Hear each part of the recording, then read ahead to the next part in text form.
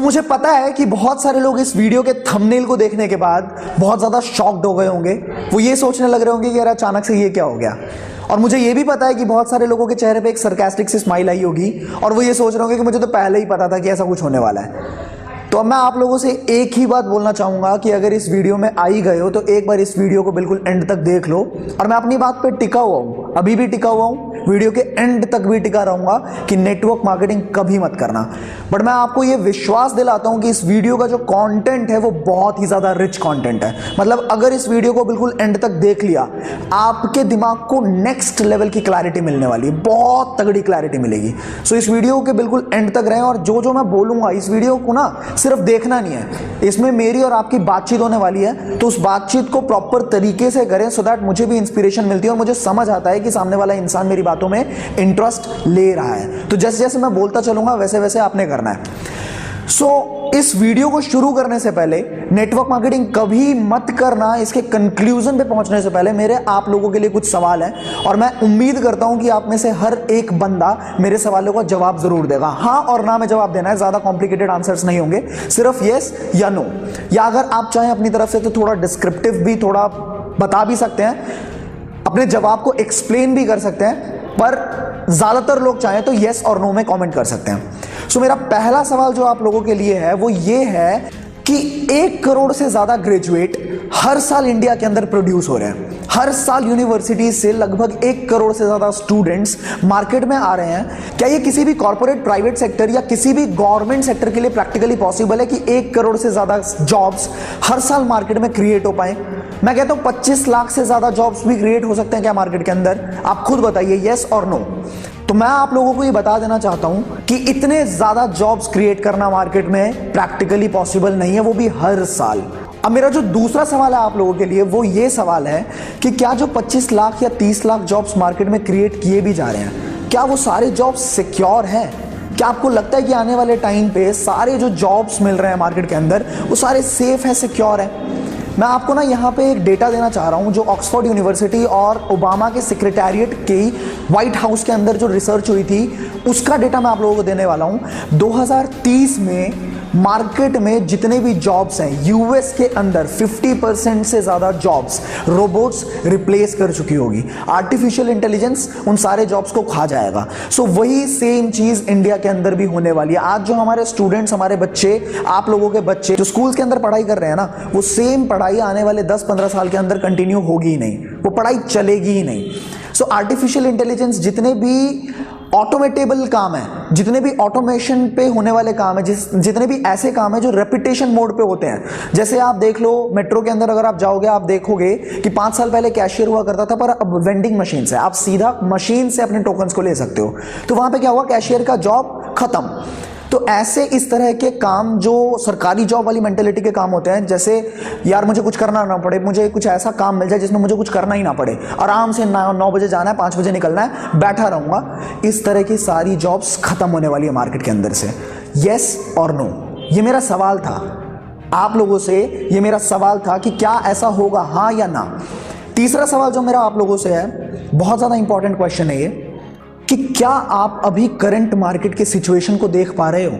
अभी currently corona virus के outbreak की वजह से मार्केट में जो सिचुएशन चल रहा है, मैं इंडिया की बात छोड़ो अगर पूरी दुनिया की भी बात करूं, इकोनॉमी क्राइसिस बहुत टाइम से वैसे भी पेंडिंग चल रहा था। अगर वापस आ जाते हैं, भारत की बात करते हैं, 2008 के बाद मार्केट के अंदर रिसेशन वाज पेंडिंग, और कोरोना वायरस की आड़ में जो रिसेशन आया हुआ है, अगर आपके जानकार में कोई भी इंसान जो शेयर मार्केट में पैसा लगाते हैं या म्यूचुअल फंड्स के अंदर पैसा या मार्केट में कहीं भी इन्वेस्ट करते हैं, उनसे पूछिए कि मार्केट के सिचुएशंस क्या है। या आप सीधा भी चेक कर सकते हो, इंटरनेट पे जाओ, आप निफ्टी देखो, आप सेंसेक्स देखो, हर फील्ड मार्केट की हर इंडस्ट्री नीचे डाउनफॉल की तरफ जा रही है।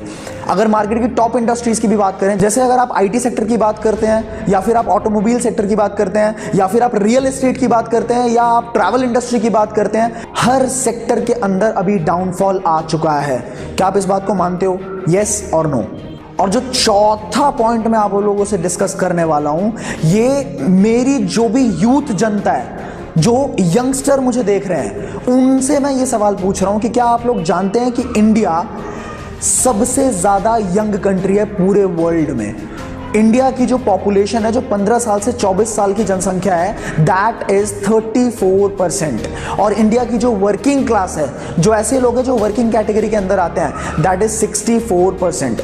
क्या आप लोगों को ये लगता है कि इंडिया का जो यूथ है या कहीं का भी यूथ है, यंगस्टर्स के अंदर पोटेंशियल बहुत ज़्यादा होता है, यंगस्टर्स में एक्साइटमेंट बहुत ज़्यादा होता है, एंथुजियाज्म होता है, ठीक है, उनमें पोटेंशियल भी है, उनमें काम करने की इच्छा भी है, पर क्या आपको लगता है कि प्लेटफॉर्म उतने ज़्यादा, अपॉर्चुनिटीज़ उतने ज़्यादा मार्केट के अंदर नहीं है?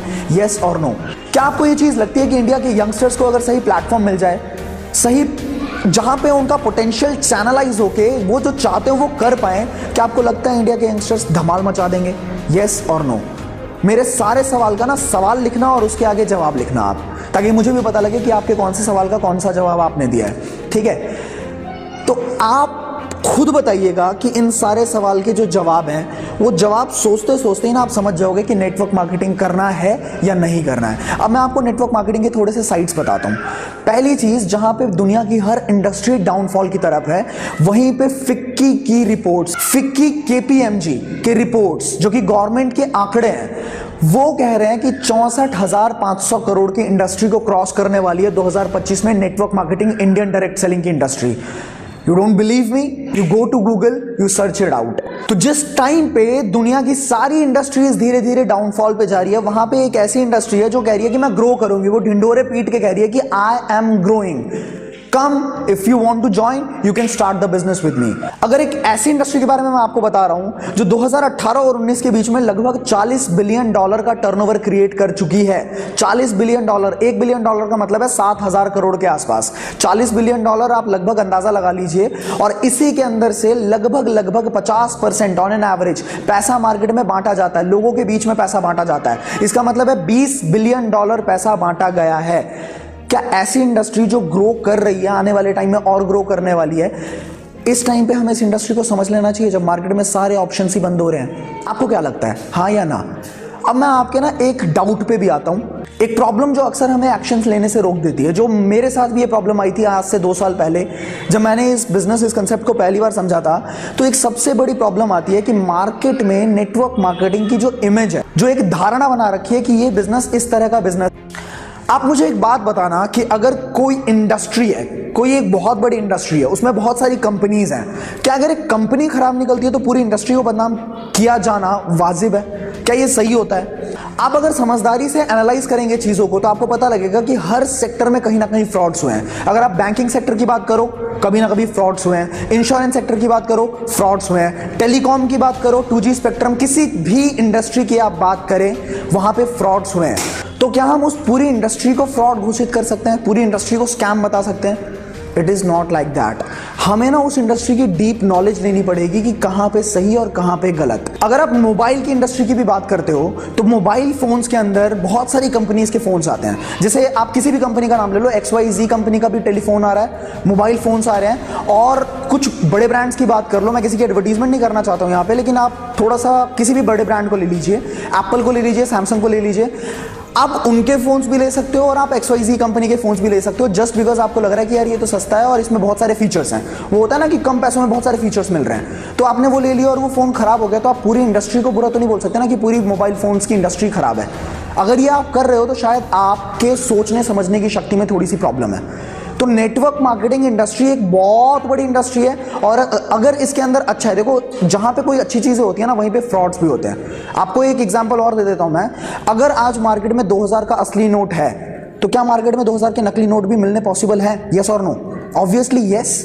मार्केट में 2000 का असली नोट है तो नकली नोट भी होगा। पर आज से 5-6 साल पहले मार्केट में 2000 का असली नोट नहीं था, तो क्या नकली नोट थे? क्या नहीं थे। अगर असली होगा तभी नकली होगा। इससे एक चीज बहुत क्रिस्टल क्लियर होती है कि मार्केट में किसी भी नकली चीज का जो अस्तित्व है वो किसी ना किसी असली चीज की वजह से होती है, नहीं तो नहीं होगी। तो मैं वापस से अभी भी उसी चीज के ऊपर टिका हुआ हूं कि नेटवर्क मार्केटिंग कभी मत करना, कभी भी मत करना। अगर आपको इस टाइम पे और कोई भी बेहतर ऑप्शंस दिख रहे हो लाखों रुपए कमाने के, तो आप बिल्कुल मत करना। हाँ, ये जरूर ध्यान रहे कि बिना ज्यादा पैसा लगाए। अगर आपको कोई भी और दूसरा ऑप्शन दिखे तो नेटवर्क मार्केटिंग कभी मत करना, कोई भी दूसरा काम कर लो। तो इस वीडियो में मैंने आप लोगों के साथ शेयर किया कि नेटवर्क मार्केटिंग कभी मत करना अगर आपके पास कोई भी बेहतर ऑप्शन है तो। अब मैं अगली वीडियो के अंदर, अगर आप लोग चाहोगे, कमेंट करके जरूर बताइएगा, मैं आपको ना रीजन शेयर करूंगा कि नेटवर्क मार्केटिंग करना जरूरी क्यों है आज के टाइम पे, क्यों, क्या क्या चीजें ऐसी हैं जो आपके अंदर डेवलप हो सकते हैं, क्या फायदे हो सकते हैं नेटवर्क। सिर्फ पैसा नहीं कमाया जाता है इस बिजनेस में। अगर आप ये सोचते हो ना कि नेटवर्क मार्केटिंग सिर्फ इसलिए करना है मुझे क्योंकि मैं पैसे कमा लूंगा, तो आप शायद गलत हैं। नेटवर्क मार्केटिंग करने के बहुत सारे फायदे हैं, पैसा सिर्फ एक बाई प्रोडक्ट है। तो इस वीडियो को मैं यहीं पे खत्म करूंगा। सो इस वीडियो को आप हर उस इंसान तक पहुंचाइए जिनका विजन नेटवर्क मार्केटिंग को लेकर क्लियर नहीं है, जो अपना अपना परसेप्शन बना के बैठे हुए हैं कि ये शायद उस तरह का बिजनेस होता होगा, ये नहीं करना या करना है। उन लोगों तक भी पहुंचाइए, उन डाउनलाइंस तक भी पहुंचाओ जिन्होंने डिसीजन ले तो लिया है पर अभी तक वो क्लियर नहीं है, उनका विजन क्लियर नहीं है कि कर क्यों रहे हैं वो। उन लोगों तक इस वीडियो को जरूर पहुंचाओ ताकि उनको समझ आए कि इस मोमेंट पे अभी जो बिगेस्ट इंडस्ट्री उभर के आने वाली है, that is network marketing industry. So I hope you all get successful in this industry and I'll keep making this type of videos for you people। आप इस चैनल को सब्सक्राइब जरूर करें, लाइक करें अगर ये वीडियो आपको पसंद आई, कमेंट तो आपने करना ही करना है। So I'll see you in the next video। Till the time, build your legacy।